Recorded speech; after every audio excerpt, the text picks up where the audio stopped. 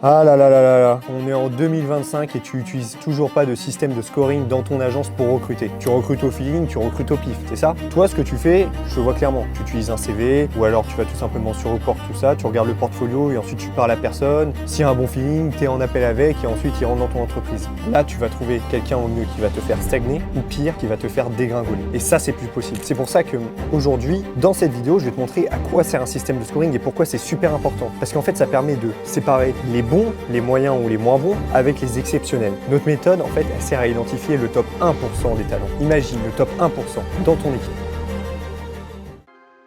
Vous allez voir dans ce diaporama différents scorings, 60 points, 40 points en fonction de la première sélection, du test pratique et de l'entretien. Ça va dépendre de vous, ça va dépendre du profil que vous cherchez. Forcément, pour un setter-closer, le CV, le cahier des charges est plus important que le portfolio. Par contre, pour un designer, le portfolio est super important. Ça dépend de vous. Tout d'abord, dans notre système de scoring, nous, comment on fonctionne? On fonctionne avec la première sélection. On va d'abord filtrer le CV, le portfolio, l'expérience, la langue, le salaire envisagé, le budget que vous pouvez accorder. C'est votre cahier des charges. Cette étape, déjà, elle va éliminer jusqu'à 80% des candidats qui ne correspondent pas aux critères fondamentaux. Là, vous faites un premier scoring, ici sur 60 points. Ensuite, il y a le test pratique. C'est ce qui va, sur les 20% restants, déterminer qui est bon et qui est exceptionnel et qui vous allez emmener à la dernière étape. Et ça, c'est super important. En gros, vous allez lui faire un test concret représentatif du poste. On évalue la qualité du livrable, le respect des délais, la compréhension des enjeux et la capacité d'adaptation. Pourquoi on fait ça? Je peux vous le dire, on le recrute maintenant depuis quelques mois, il y a trop de bullshit sur Internet. Le portfolio ne suffit plus. Il faut faire un mini-test. Je dis pas de faire un énorme test, sinon vous allez devoir payer à chaque fois. Mais un mini-test pour voir si le portfolio correspond bien au profil. Ensuite, pour moi, ce qui est le plus important, c'est l'entretien one-one. Et c'est là le moment clé.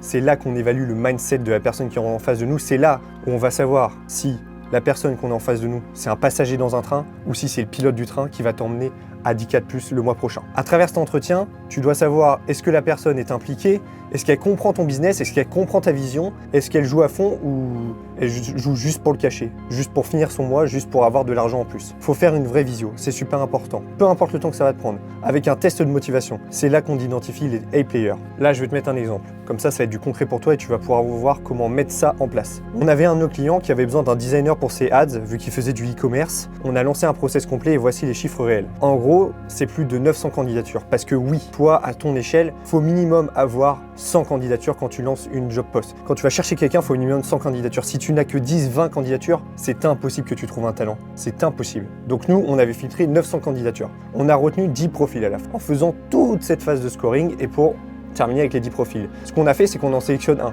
le meilleur pour nous. Et c'est le top 0,01%. Ce profil, il a tout simplement explosé le KPI parce qu'il a fait des ads plus rentables, des meilleures compréhensions du produit et surtout, il a fait un gain de temps pour le fondateur. Et on sait très bien que le temps, c'est précieux. Sans ce système, ce client aurait pris un profil correct. Avec nous, il a pris le meilleur, le réalisme. Est-ce que ce système a ses craintes? Faire ça, c'est long. Ce serait vous mentir que dire c'est simple. C'est super long. Ça prend du temps, c'est énergivore. Mais aussi, c'est complexe parce que faut savoir s'organiser dans les candidatures, surtout quand là, je vous parle de 100 candidatures pour vous, mais quand nous, on en a 900, et qu'on aura plus de chances de trouver un talent, c'est ultra complexe. Donc il faut vraiment savoir bien s'organiser. Mais en réalité, c'est que comme ça qu'on va recruter les meilleurs. C'est en passant à la petite cuillère tous les profils que tu vas pouvoir faire scale ton business. Et c'est pour ça qu'on le fait à ta place. Tu veux ce processus sans avoir affaire à 900 candidatures à gérer, c'est notre taf. Tu veux juste trouver les 10 meilleurs profils déjà testés, scorés, validés. Tu veux être sûr de recruter le top 1%, et bah tu as un appel dans la bio avec moi et le cofondateur et on va voir si tu es éligible à du recrutement, comment on peut t'aider, tes objectifs et comment on va recruter le talent de demain qui va faire péter ton business. Merci d'avoir écouté et bonne journée à vous.